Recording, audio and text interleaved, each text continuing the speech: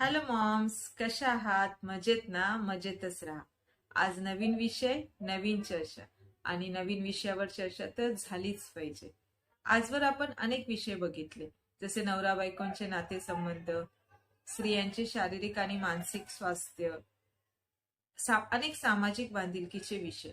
पण आज आपण नवीन पर्वाला सुरुवात करणार आहोत आणि ते पर्व म्हणजे आपल्या भारतात होऊन गेलेल्या महान स्त्रिया आणि त्यांची संघर्षाची कहाणी, त्यांच्या यशोगाथा याविषयी आपण आज बघणार आहोत.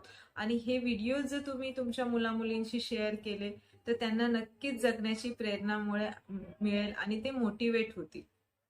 तर माझा हा व्हिडिओ तुम्ही शेवटपर्यंत बघा. आवडला तर नक्की लाईक करा, शेअर करा आणि माझ्या युट्यूब चॅनलला सबस्क्राईबही करा.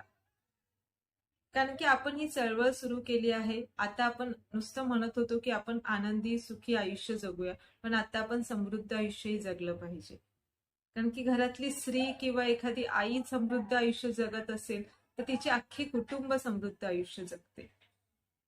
आणि कुटुंब समृद्ध जगायला लागली तर भारतही समृद्धीच्या वाटेवर नक्कीच वाटचाल करेल, अशी मी आशा करते आणि हा व्हिडिओ सुरू करते.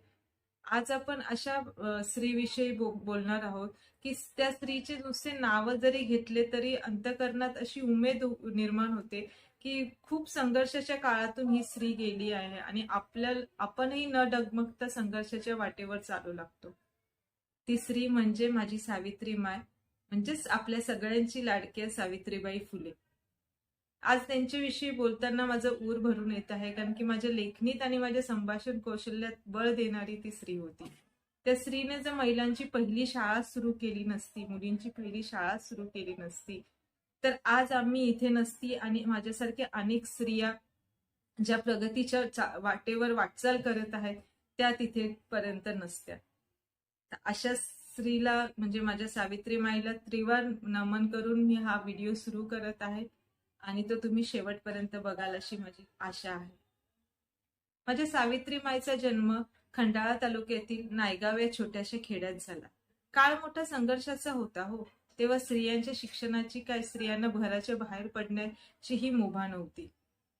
पण सावित्रीमाईने सगळ्यांना शिक्षण देण्याची विडा उचलली. त्यासाठी त्या स्वतः शिकल्या आणि स्वतः शिकून स्त्रियांच्या संघर्षात सामील झाल्या. भिडेवाड्यात त्यांनी पहिली शाळा काढली मुलींसाठी. पण शाळा काढून नुसतं चालत नाही, शाळेत मुली सुद्धा यायला पाहिजे ना. कशा येणार बरं मुली? अनेक सनातनी आणि समाजकंटक तर त्यांच्या अंगावर शेणाचे गोळे आणि दगड फेकत होते. त्यांना शाळेत जाणं मुश्किल झालं होतं, तर लहान मुली कशा येतील शाळेत? पण त्यांनी नवीन संकल्पना राबवली की पोत्यात मुलींना येऊ द्या शाळेत आणि पोत्यातच घरी जाऊ द्या त्यांना, म्हणजे त्या सुखरूप येतील आणि सुखरूप जातील. पोत्यात कळणार नाही ना की त्याच्यात मुली आहेत म्हणून. अशा सुखरूप रीतीने मुली शाळेत आणल्या गेल्या आणि घरी पण पोहोचवल्या गेल्या. पण त्यांनी मुलींच्या शिक्षणासाठी प्रयत्न करणे सोडले नाही. काळ तो संघर्षाचाच होता. त्यात त्यांना ज्योतिराव फुले यांची साथ खूप चांगली लाभली. दोघांनीही दीन दुबळ्यांचे वसतिगृह सुरू केले, त्याच्यात मुलांना शिक्षण देण्याचे, त्यांच्या राहण्याखाण्याची सोय सुरू केली. वसतिगृहातली मुलं आजही आठवणीने सांगतात, माझी सावित्री माईसारखी प्रेमळ माय मी अजून बघितली नव्हती. ती इतकी प्रेम करायची आमच्या सगळ्यावर की आमची आई सुद्धा आमच्यावर इतकी प्रेम करत नसे. वसतिगृहातल्या मुलांना एकच देवी माहिती होती हो, सकाळी स्नान करून कपाळावर टिळा लावणारी, जी नवऱ्याच्या दुःखात वाटा उचलायची, त्यांच्या मागे खंबीरपणे उभी राहायची, अशी एकच देवी त्या मुलांना माहिती होती. जेव्हा या दीनदुबळ्यांचा प्रश्न हा सागर असतो, तेव्हा विधवेंचा प्रश्न हा महासागर होता त्या काळात. आणि त्यांनी ह्या विधवांच्या प्रश्नांना हात घालण्यास सुरुवात केली. त्यांना मान सन्मानाने जगण्यासाठी प्रेरणा मिळावी यासाठी प्रयत्न सुरू केले.